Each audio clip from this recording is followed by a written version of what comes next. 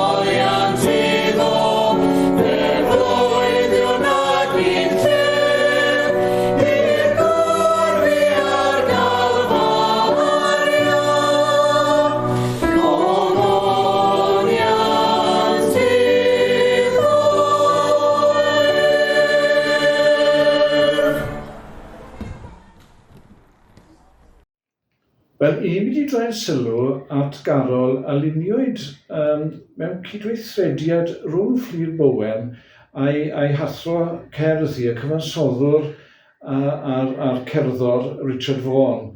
A fe luniwyd y garol yma ar gyfer Nadolig 2023 a fe darlledwyd ar raglen Prynawn Da Cerddoriaeth ychydig dyddiau cyn y Nadolig. Nawr mae Fflur yn rhywun a magwyd yn y Bari, a mae ar hyn o bryd yn fyfyrwraig yn y Brifysgol yn Aberystwyth yn astudio'r Gymraeg. Ac yn Gristion wrth gwrs o argyhoeddiad, ac wedyn mae'n ymateb fan hyn yn y garol yma i beth mae'n galw yn y llinell gyntaf yn Gwyrth y Nadolig cyntaf. Ac y Gwyrth y Nadolig cyntaf oedd yn y gwellt a'r gwair, meddai hi. Fe aned y Meseia yn fab i'r forwyn fawr. Dyna gosod, wrth gwrs, yr olygfa. Dyna y wyrth yma, fod y diw mawr ei hunan, mewn gwirionedd, y Meseia, yn i'w y brenin mawr eneiniog oedd wedi cael ei addo gan y proffwydi, oedd yn mynd i ddod yn waredwr i'w bobl. Bod nawr wedi cyrraedd fel baban bach yn y gwellt a'r gwair, yn blentyn i'r forwyn fair. A wedyn dyna beth sydd yn y pennill gyntaf yna yw mynegu rhyfeddod y peth. Bod Duw nawr wedi dod mewn cnawd, yr un nawr yn gorwedd mewn cadachau, mewn preseb, nid hyd yn oed mewn cryd, a nawr yr un pryd yn frenin nef, ond y brenin tlawd yma.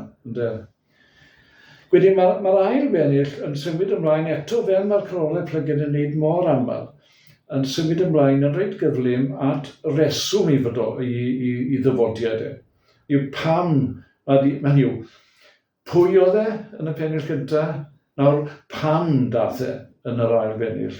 Yn yw bod e'n ddyn cyflawn, ond mae wedi dod nawr i ddioddau mwyn ni.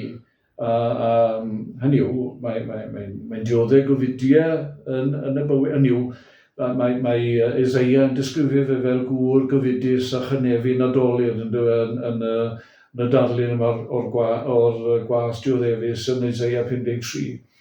Ac wrth gwrs pen draw y dioddefaint yna yw marwolaeth ar y groes, yr aberth perffaith yma, gan yr oen berffaith dynam yma, oedd yn cyflawni holl y berthau'r Hen Testament, hynny yw, lle yna y berthu ŵyn yn yr Hen Testament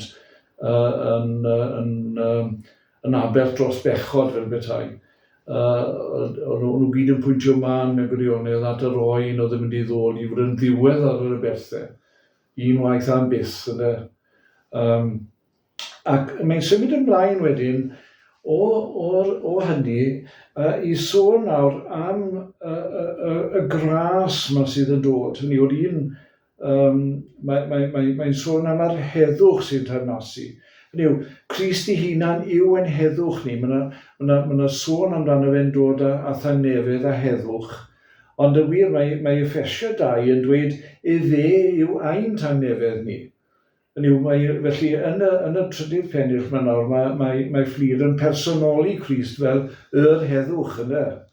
A wedyn, oherwydd hynny, mae'n gallu dod â heddwch i'w bobl e. Ac mae'n sôn wedyn fel fod mae'n dod â heddwch i ni oherwydd i ras. A mae gras yn air yn ei hanfod sy'n golygu rhyw ffafr, rhyw gariad, a rhywun sydd ddim yn heiddi dim byd. Ond mae gras Crist nawr yn gorlifo, meddai hi, ato ni. Ac yn dod â thanefedd a maddeiant i ni. Ac wedyn, wrth gwrs, mae'r pennill ola wedyn, eto fel sydd wedi digwydd mor aml yn y carolau yma, yn torri allan i ddiolch ac i foliannu. Gadewch i ni gyd ymuno nawr, meddai hi, i godi yn lleisiau, i seinio cariad yw. Dyma'r un. Dyw'r heddwch, dyw tangnefedd, ond dyw cariad, dyw gras, dyw sy'n cynnig maddeiant i ni. A mae'n gorffen wedyn gyda'r geiriau blwyddion i'r gŵr fi ar garfaria, gogoniant i ddwef. Eto yn adleisiau, geiriau, llir nef a holl gydynwyr ar hyd yr oesoedd ac i dragwyddoldeb. Dyna fydd y gân gogoniant i ddwef.